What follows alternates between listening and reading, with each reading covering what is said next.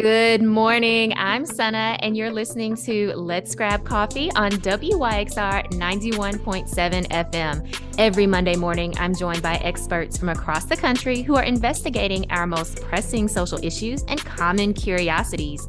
Over the next hour, you'll learn about their inspirations, motivations, and of course, what they know about the world around us. So go ahead and grab that cup of coffee and get ready for a fun and insightful conversation.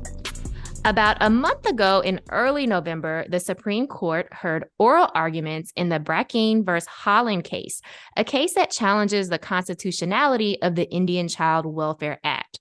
The Indian Child Welfare Act, or ICWA, was passed by Congress and became law in 1978, at a time when as many as one-third of all Indigenous children were taken from their homes. The vast majority were sent to live with white families or in residential boarding schools. ICWA was meant to preserve Native American families, traditions, and cultures and counter the widespread assumption that white families are best for all children. ICWA also protects tribal sovereignty by granting tribal nations exclusive jurisdiction over their enrolled members and their lands. The Brackeen lawsuit is part of a series of lawsuits brought by conservative legal groups and lawyers to dismantle constitutional equality protections for people of color. Today, I'm joined by Susan Harness to discuss the history of child removal, in particular the Indian Adoption Project, and the outcomes of placing American Indian children with non-Native families. Susan is the author of Bitterroot, a Say-lish memoir of transracial adoption. Bitterroot is a High Plains Book Award winner in the categories of Indigenous Writer and Creative Nonfiction. Susan received her BA in Anthropology from the University of Montana, her MA in Cultural Anthropology from Colorado State University, as well as an MA in Creative Nonfiction. She is also the author of Mixing Cultural Identities Through Transracial Adoption After the Indian Adoption Project, 1958 to 1967. A member of the Confederated Salish and Kootenai tribes, her interest in transracial adoption in general and American Indian transracial adoption specifically is both personal and academic. Susan writes and speaks nationally and internationally about American Indian transracial adoption, as well as about American Indian assimilation policies and practices. I'm so excited to welcome Susan to the show. Good morning. Thank you so much for joining us. Thank you so much for having me here. This is really an honor to be able to even talk about this, because it's a part of history that way too many people have no idea about, nor do they know it existed. Yes, exactly. And I'm so glad that you said that, because this is important history that is not talked about, that is intentionally erased, I would say. And that's part of the reason why I wanted to frame our conversation this morning, was making that connection to this current Supreme Court case, because as we know, the past and present are very much intertwined across a lot of the experiences and social issues that are happening in our world. And so I'm just so glad that we're able to talk about this topic. And hopefully for folks who this might be their first time, learning about the Indian Child Welfare Act, or even learning about the Indian Adoption Project, they'll be able to see, okay, how is this even playing out present day? And what are maybe some things that I can do to get involved? So let's just start with you. And maybe could you tell us just a little bit about yourself and how you came to this work? So I am a transracial adoptee. I was not part of the Indian Adoption Project, but I will say that I was a product of some of the early successful, in quotes, outcomes that were seen in the early years of the Indian Adoption Project. I was removed from my family when I was 18 months of age. I lived with a social worker for 6 months. And then I was placed with my white parents when I was 2 years of age.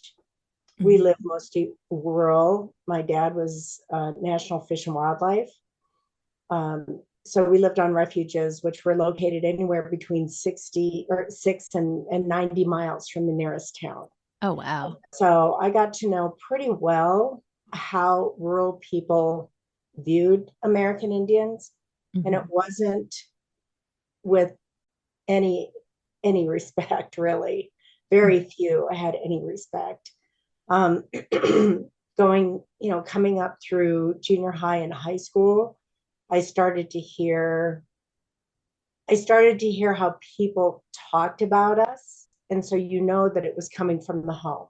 Right. But I also started to become aware of what our history books were saying. And it's really difficult to belong to a group of people that you know nothing about, that you're not encouraged to know anything about, and you're being told from every angle that they are bad people. Mm-hmm. And so when I got into college, I wanted to get to know these bad people, being one of that population. Mm-hmm. And it was really difficult to make my way into the Native American social network, Mm-hmm. because I sound so white. I don't have the reservation dialect. I don't have a bunch of kinship networks that remember who I am. I don't have people who can introduce me. And that's when I realized that they called people like me Apple Indians, just red on the outside, white on the inside. And it is a slam. Mm-hmm. It's very clear what that means. And so I grew up just with this, I don't want to say hatred, but this really uncomfortable feeling within me of who I was being told I was Native, with all the negative connotations attached to that. Mm-hmm. But I would look at the white people around me and I would wonder why their disdain was so intense, because but I'm just like you. Mm-hmm. I go to the same schools. I'm in classes with your children. We attend the same churches. We shop at the same stores. We do all these things. So what about me is so awful? Mm-hmm. Um, and, I really wanted to connect with my family throughout these years, because I just felt there I would find acceptance. Mm-hmm. I would find unquestioned acceptance. But trying to find one's family is just filled with gatekeepers, Mm-hmm. because nobody wants to get involved in that. Nobody wants to introduce somebody, a ghost from the past, that they may or may not want to know. Mm-hmm. So it took me a long time. It took me a letter to the editor that my sisters just happened to see because I signed my birth name. It took me counseling. Mm-hmm. We go to counseling a lot as transracial adoptees to start to realize I'm this concept that I have an identity crisis. All these Native adoptees, they all have these identity crises. I realize I'm not the one with the identity crisis. Mm. Society has the identity crisis with me because I don't label easily. Mm. And Wow. that's when I decided to get my master's in cultural anthropology to figure out why that is. Mm-hmm. And that's when I started unfolding and unpeeling the structural racism that exists in all groups. Mm-hmm. Yeah, absolutely. Susan, what you just said, I'm not the one with the identity crisis. Society has the identity crisis with me. Wow. I think for transracial adoptees, like that statement, so powerful. I'm like, oh my goodness. Yes, that is our life where we've internalized, as you said, all these negative connotations, whether about our racial or ethnic group or just about us as an adopted person. But that's not our issue. that's society's issue. So wow, thank you so much for saying that, and thank you for sharing a little bit about your story with us, because I think it's important to understand how you come to this work, and its personal significance for you as well. So thank you for that. Now, you mentioned something in the beginning, and I want us to spend a little bit of time here, which is that although you are transracially adopted, you're a Native American, you weren't part of the Indian adoption project, though some of your work, of course, does examine this when we're thinking about the structural racism. So for folks who are not familiar, could you tell us a little bit about the Indian adoption project, what it was and what its purpose was? So I need to go back into history a little bit to help you understand what the Indian Adoption Project was part of. Mm-hmm. So really, since the inception of the United States government, they have tried to get rid of American Indians since the beginning. Mm-hmm. And there were wars. Did you realize that there were over 1,000 wars declared on American Indian tribes in the US since the US Wow. Army was created? Wow. 1,000 wars. So when that didn't work, then we're just going to move them off the land. Mm-hmm. We are going to, march them from the southeast, and we're going to march them across 1,200 miles, and we're going to place them into Oklahoma territory because they just need a place to live. Mm-hmm. What wasn't said was that the government wanted the land. So if Mm-hmm. you just move them off, then the land's available, and we'll go ahead and we'll give them some land over here, and we'll make these treaties, and we'll make sure that they've got everything they need, cotton clothing that's going to replace like really warm stuff, food that is not very nutritious, farming implements for people who don't farm, no training, nothing like that. So, so they erase us from the landscape, but we keep we keep coming together, right? And they don't want us to have power. Mm-hmm. And so at that point, we're going to take the children and we're going to place them in residential boarding schools. And we are going to teach them how they need to behave and how they need to think. Mm-hmm. Because the whole purpose of Indian education in the 1850s was, you know what? So when we take your land and we take your culture, we will have educated so much of what you're supposed to be like that we're going to be on the same page, and you're not going to have an issue with it.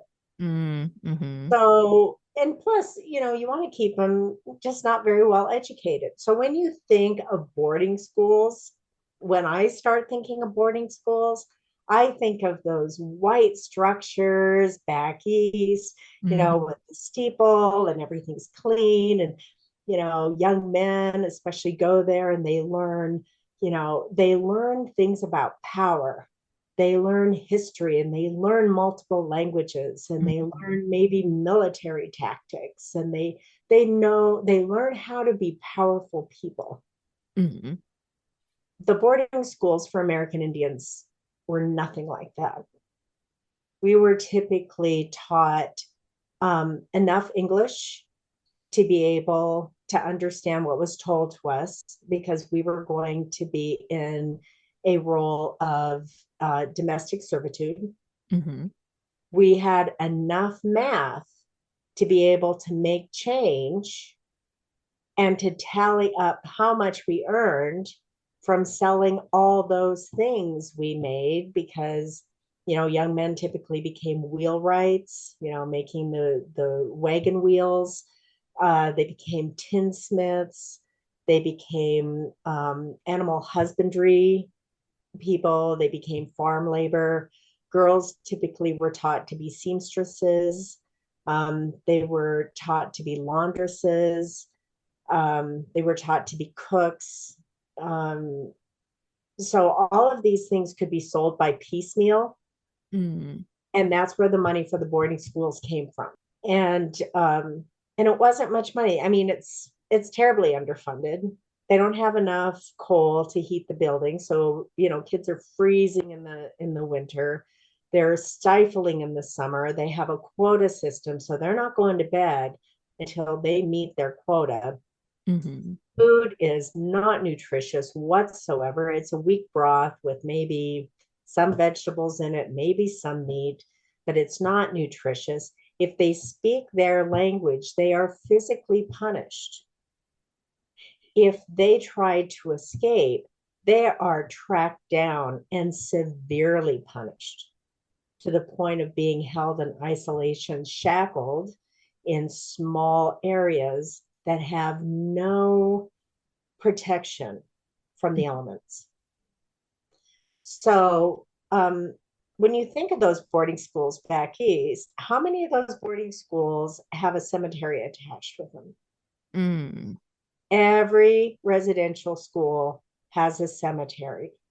Wow. There were so many deaths. There's death from disease, there's death from exposure, there's deaths from illness. It was such an embarrassment at times for places like Haskell Indian School in Kansas that they stopped keeping track of how many kids died. Wow. So, um, so again, we kept trying to come together. Mm-hmm. So they attack the children. The next thing you want to do is, okay, so let's get maybe the older, the next age group involved. So we're going to take them, we're going to remove them from the land, we're going to find them jobs, and we're going to train them how to do these jobs. And, they're not ever going to want to go back to the reservation. But they kept coming back. There was still visitation. So Mm-hmm. what do? You place kids for adoption in white families, vastly numbered white families, and you have them enclosed and sealed adoptions. Mm. The biggest thing is we were never supposed to come home. Yeah. So that was kind of, there is the face forward idea of the Indian Adoption Project. And it was a foregone conclusion that these kids should be placed with white families because, Indian families were just a mess, right?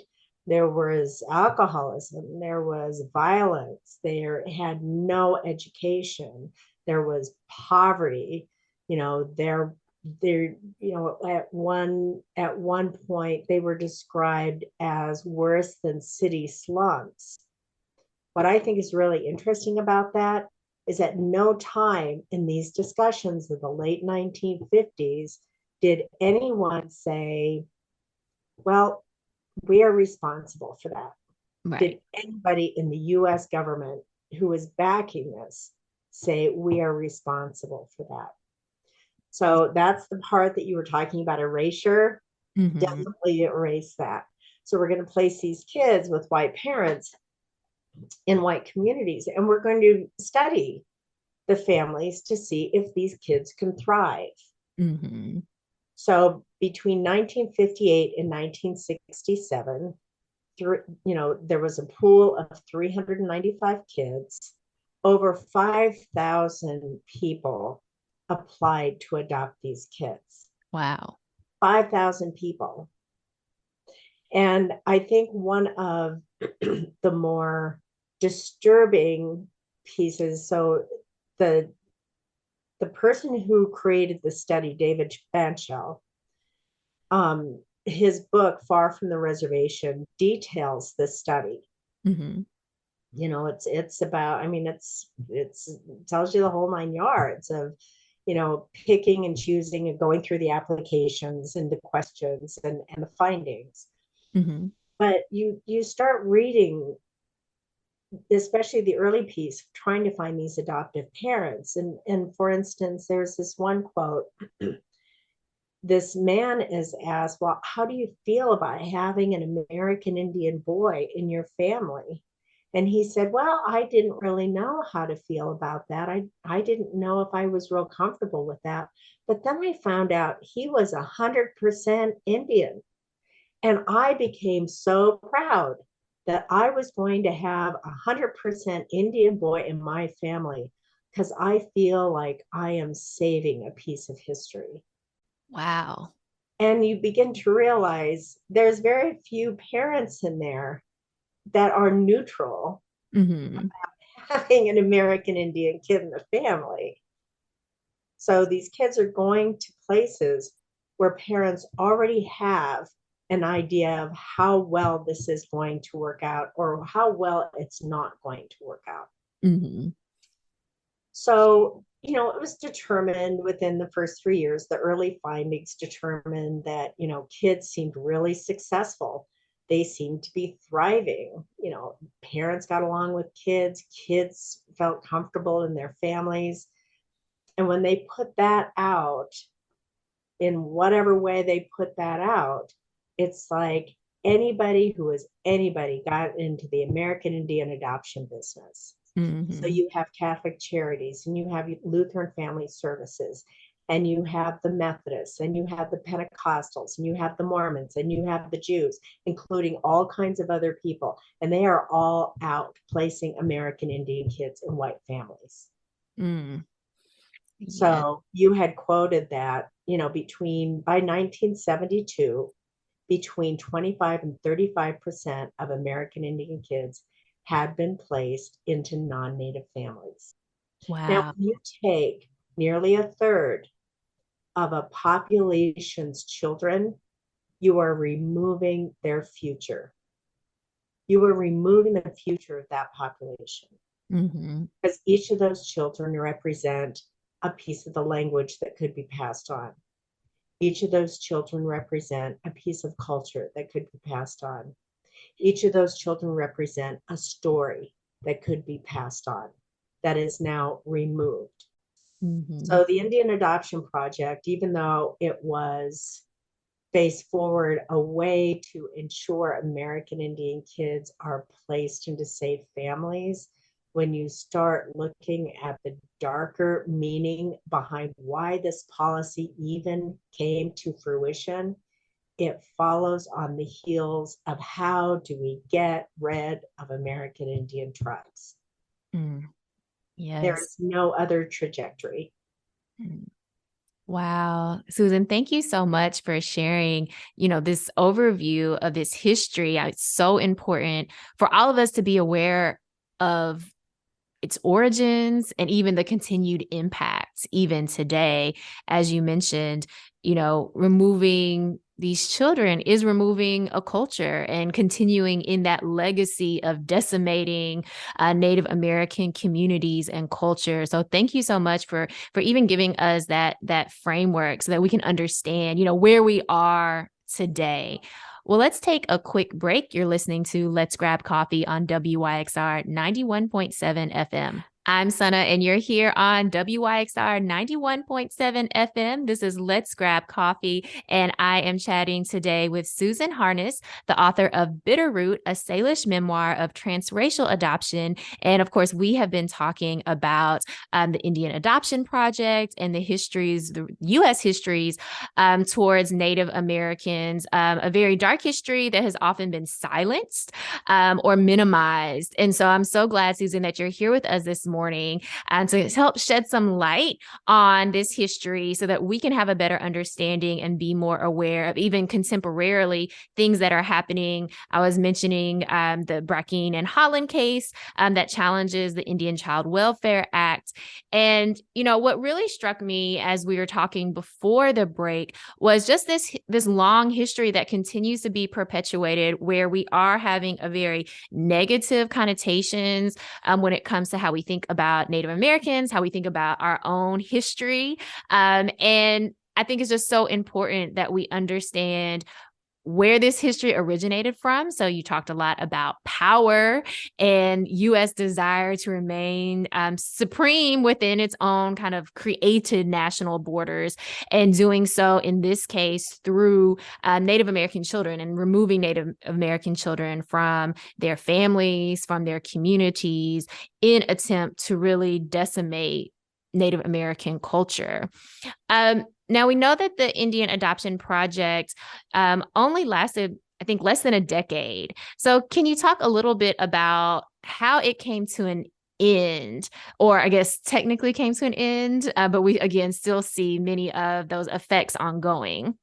So, I mean, it was a study. So there was going to be a beginning and an end. Mm-hmm. And it was only supposed to go for 9 years. Okay. And so, at the end of that 9 years, it did seem to find that children did better. But David Fanchel, he'd be an interesting person. I wish that I had been able to talk with him, because I think he saw some things on the horizon that made him uncomfortable with all of this. So even though children seem to thrive, his first caveat was, we don't know how things are going to be when these kids turn into teenagers. Mm-hmm. We only know how they're responding now. Because when the kids turn into teenagers and their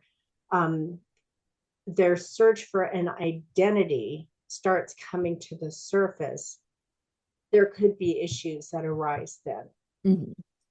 His second caveat, which I think is really powerful, is American Indians should have the right and the ability to decide what happens to their children. Mm-hmm. And, those two things are kind of buried in the midst of this dissertation, is this research. Mm-hmm. But he stated them. Yeah. And I have to really admire that he stated them. That's really important. Mm-hmm. Yeah, absolutely. I mean, again, because we see in other communities of transracial adoptions, similar studies that were focused on how are these children doing, and everything seems fine when the children are younger, pre-adolescent. And of course, everything seems fine when you're getting reports from parents and their, perspectives of how their children are doing. But as we see again across a variety of different communities of transracial adoptees, once adoptees are teenagers or enter young adulthood, there are many more questions about family, about identity, culture, and that cannot be denied.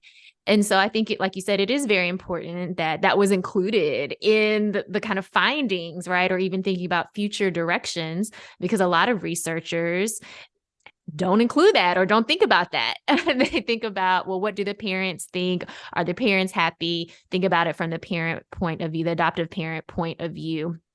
And then that second piece about, again, the importance of Native American families having sovereignty over their families, having a say. And we see across different marginalized communities that families don't have a say, that the state intervenes and makes choices that lead to family separation.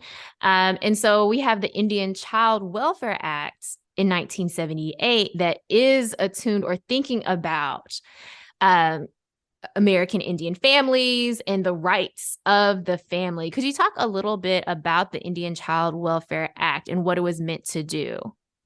So the Indian Child Welfare Act, in short, was meant to keep kids from flying off the reservations. Mm-hmm. And, to establish a piece of legislation that reminds everybody treaties are signed between nations. We are a sovereign nation. Mm-hmm. We determine what happens within our borders. We determine where our kids go. And so, there's a lot of language in there that is legal language.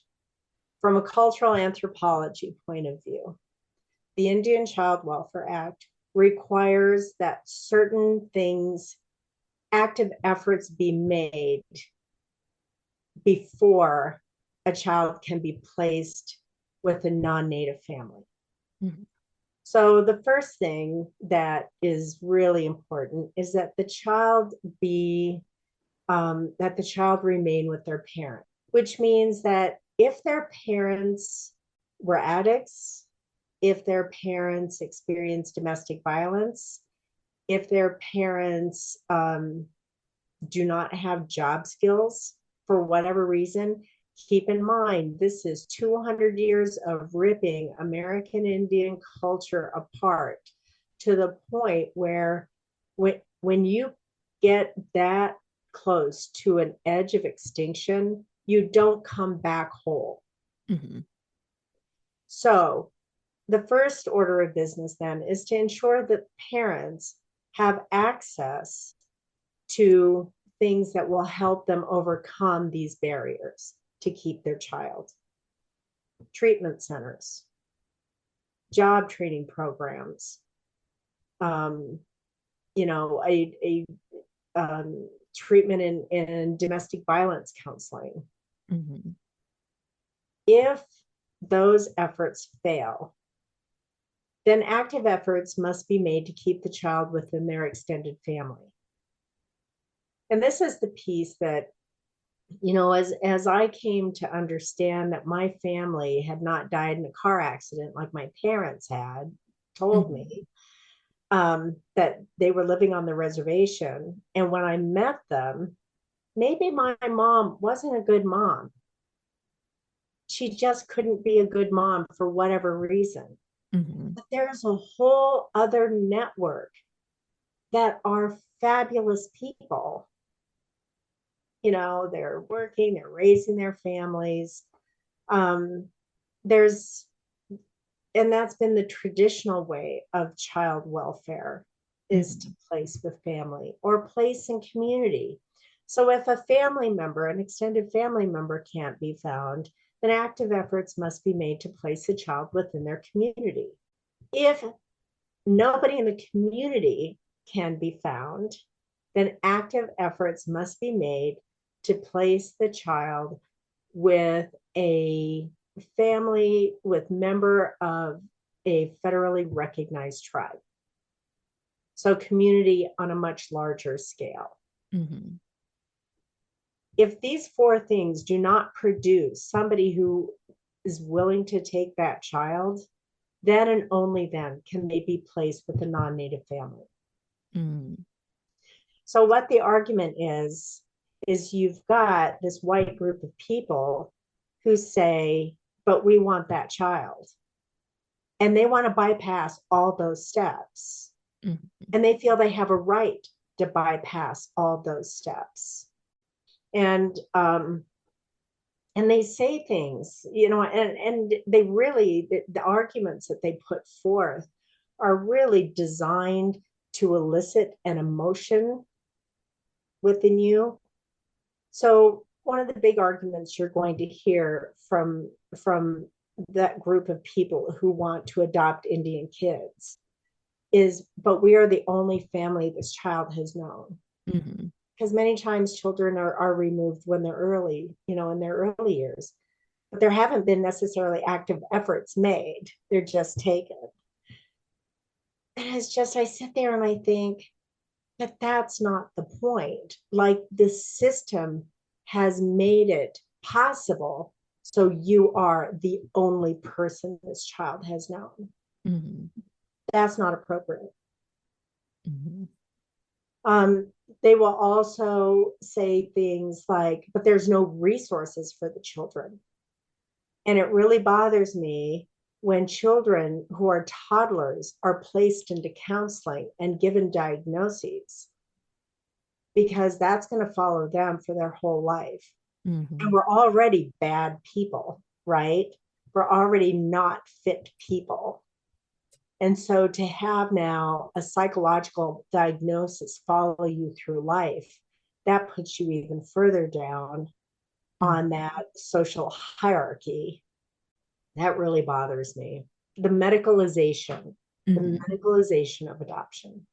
Yeah, absolutely. You know, as you were talking, I was really thinking about, again, like how all of these threads from the past, we see them coming up again and again in the present. And so, as you mentioned, you know, particularly for white families who feel like they have the right to these children, that they have the right to bypass the laws and structure that have been put in place to try to protect and preserve American Indian families.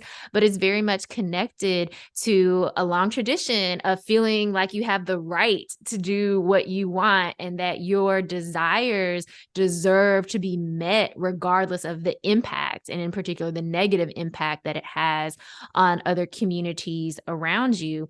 And then also thinking again about those stereotypes that we have about American Indians, like you said, oh, they're unfit or they don't know what's best or ungovernable, right? They need to be in the care and protection of white folks, which again, all these stereotypes and assumptions being played out, we see in this realm of adoption.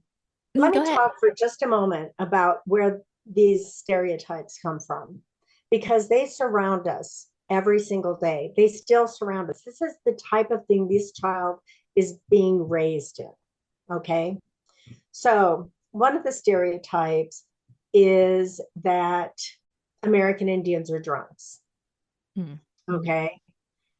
Leaning Tree, the card company, used to portray, these funny cards Mm. that, that showed drunk cowboys or drunk Indians. And that was just taken for granted.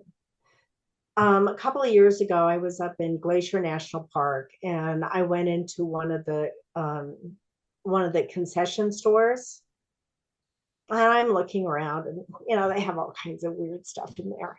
But I'm looking down. There's a wine holder. It is made out. It's a clay wine holder, fashioned out of the feathers of a headdress that had been split to hold the wine. Wow. Now, Glacier National Park is adjacent to the Blackfeet Indian Reservation, and it's 30 miles away from the Flathead Indian Reservation. Who okayed that? Mm-hmm. Who even thought that that would be an appropriate thing to sell, to make? When we drive around, we are constantly told by highway signage what we're looking at. Mm-hmm. Wording matters. There was a sign in Utah that was on the edge of the Pony Express Trail that talked about why the Pony Express Trail didn't last very long. It was difficult to build, it was difficult to maintain, and plagues of Indians. About the old westerns, but even something as recent as I can't remember the name of the movie. You might know, but Jackie Chan, Mm-hmm. when he was in the movie about the West, and he was Chinese, but he at one point pretended to be Native American and was given a headdress and was given a peace pipe to smoke, and that pipe was filled with marijuana. And Mm-hmm. everybody thinks that's hysterical. It might be hysterical, but that's a message. Mm-hmm. The Victoria's Secret model that came out on the runway several years ago, she's walking out in a white headdress that is a sacred object. It's dragging on the ground, which it doesn't ever do. Eagle feathers do not drag on the ground. And she's in stiletto heels, and she's wearing a skimpy little outfit. And it's just kind of like what that message is that Indian women are sexualized beings. Mm-hmm. They are sexualized beings. Now, and that plays in missing and murdered Indigenous women. But Mm-hmm. the other piece that really bothers me is, you see this artwork, and it's, maybe it's on velvet, maybe it's not, but it's an American Indian woman, and she's looking sultrily at the artist, and one sleeve is off of her shoulder. And there's wolves baying at a full moon in the background. And what that says is this woman is sexualized in a way that is close to nature. It's a raw sexuality. Mm-hmm. This is what these kids are being raised in. These are things that you can see right now. There's a neighborhood not very far from us who has its street names wanted to recall the Old West. And so you have Thundering Herd Way and you have Iron Horse Way. But then all of a sudden it's like Flaming Arrow Drive. And then it's like Firewater Way. It's like, who okayed that as a development? Mm-hmm. When you go through the towns, many of the street names in the towns in the West are named after cavalry officers. You've got Miles Avenue, you've got Terry Avenue, you've got Custer Avenue. You don't have Sitting Bull Avenue. Mm-hmm. You don't have Spotted Tail Avenue. Yes. So what is remembered and what is forgotten? Thank you so much for that, because that's exactly correct. What is remembered, what is forgotten, and even how are things remembered? And all the examples that you gave, as you mentioned, this is all around us. So even we don't have to pay attention. We don't have to be active consumers. We can be passive consumers on just movies or driving down a highway, and we're exposed to these messages. And so they're in our subconscious. And then it becomes easy for us to think that it's okay that, our favorite NFL team or favorite baseball team, right, has these mascots that are completely objectifying an entire community and culture of people. And it becomes so normal to us because of how we learn history, and also how these different images and stereotypes continue to be played out in our daily lives. And the images, right? I mean, like the Cleveland Indians, who thought that? I mean, I just look at that. Thank goodness they removed the iconography, they removed the name, because that one was so disrespectful. You've got this goofy Indian, and he's got a goofy smile on his face and a bulbous nose, and he's looking off, to the right, like, there's some mischief there. So it's just, we need to be a lot more aware of what we're saying about groups of people. And it doesn't pass anymore to say, well, this is an honor. Right. Absolutely. Like, explain that. Right. Because dehumanizing people is not an honor. It's not complimentary. Well, let's take another break. You're listening to Let's Grab Coffee on WYXR 91.7 FM. I'm SunAh, and this is Let's Grab Coffee on WYXR 91.7 FM. And we're here with Susan Harness, author of Bitter Root, a Say-lish memoir of transracial adoption. And this morning we have been talking about the Indian Adoption Project, about the Indian Child Welfare Act, but also the importance of really interrogating our beliefs. And in this case, particularly thinking about American Indians and adoption as well. Before the break, we were talking about how we learn what we learn. And in this case, what we learn about American Indians, what we learn about family as well. And you gave us a lot of great examples of how iconography about American Indians is all around us, shaping what we think and how we think as well.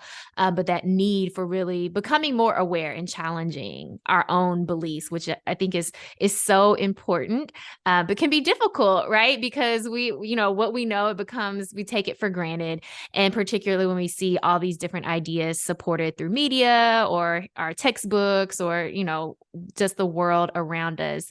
So I mentioned at the beginning of the show that right now there's a Supreme Court case, Brackeen versus Haaland, which is again, challenging the constitutionality of the Indian Child Welfare Act.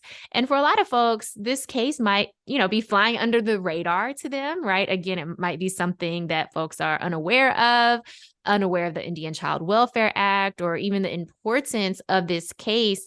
But I'm wondering, as you think about it, what is the importance of this case? And maybe are there some things that we should be aware of that this case might impact, depending upon what the outcome is? When I first started really following the lawsuits Mm-hmm. that were kind of arguing that children need to be placed with the best families, there wasn't even an implication of the color of those best families. Mm-hmm. It was outright stated. I think the thing that bothers me is, number one, that concept that these families have a right to take an Indian kid. Mm-hmm.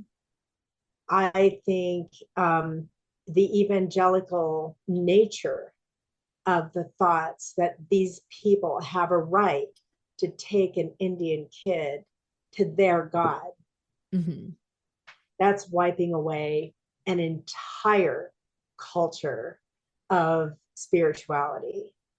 I think it really bothers me that what is behind a lot of these cases, the big money that is behind a lot of these cases, Mm-hmm. come from things like oil extraction, Mm-hmm. resource extraction. So when you have this, and people might make the argument of, well, that money's got to come from somewhere.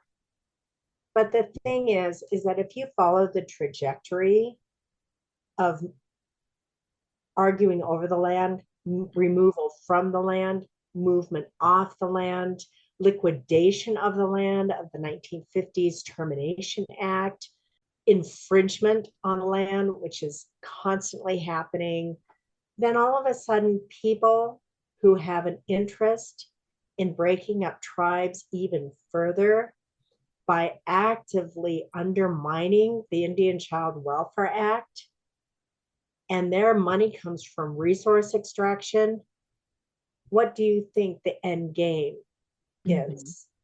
Mm-hmm. It has nothing to do with the welfare of Indian children. Yes, that's so important. Because it's not just about the children, if it ever was about the children. And that's why I think it is important to understand that this lawsuit, as well as others that are similar, have been, bankrolled by these big conservative legal groups, in order to start to chip away at an overall class of protections, as you outline. So here, thinking about tribal sovereignty over land, over the nation, and what happens if a case like this says, okay, there is no tribal sovereignty, then it opens a door, as you mentioned, to a lot of other laws and policies to also be challenged. Well, I think that's the concern, is that if they get the key to undo ICWA, Mm-hmm. we're going to see how that key fits into all those treaties, fits into all those rights, fits into everything that the US government has declared is ours. Mm-hmm. Everything we have fought for, everything we have died for. When you think about the Indian Wars of the 1800s, those wars dropped a lot of blood on the plains, a lot of indigenous blood. Those wars are now being fought within the courtrooms. Mm-hmm. Absolutely. It's just moved. Mm-hmm. It hasn't gone away. It's just moved. Mm-hmm. Yes, I think that's so important to that reminder, because even, earlier as we were talking and you mentioned, over 1,000 wars throughout early US history, and we don't learn about that. We learn very little about Native American history. We learn very little about American Indians. in any part of history, really. And even as we think about, in this case, family separation or family preservation and adoption, even when we think about in the US, the history of transnational adoption, we usually think about Asia or we think about Europe, but it really started much earlier than that. And we can think about transnational adoption in the US, beginning with American Indians, because they are tribal nations, sovereign nations. But even that gets erased. So just the complete erasure of American Indians from our historical memory, which makes it easy for a Supreme Court case like this to also, again, not really be in the headlines, to not think about, again, the importance of this case, not just for families, but again, the other laws and policies that are at stake. Well, I think the bottom line is they just wish we'd go away. Mm-hmm. I mean, whatever it takes, they just wish we'd go away. Mm-hmm. Yeah. And, the other piece that's really, really interesting, that I think is really important is, as adoptees, so many of us try to get home. So many of us want to return to our reservations, to return to our families, to see where we came from, to Mm-hmm. see who we came from. And that shouldn't be surprising, because we live in a society that loves to go to archives and research their family trees. Mm-hmm. Blood is everything. So why wouldn't it be important for the adoptees? I think in so many cases, that's not even questioned. Well, that shouldn't be, we're family. It's just, but we're not family like your family to these other people.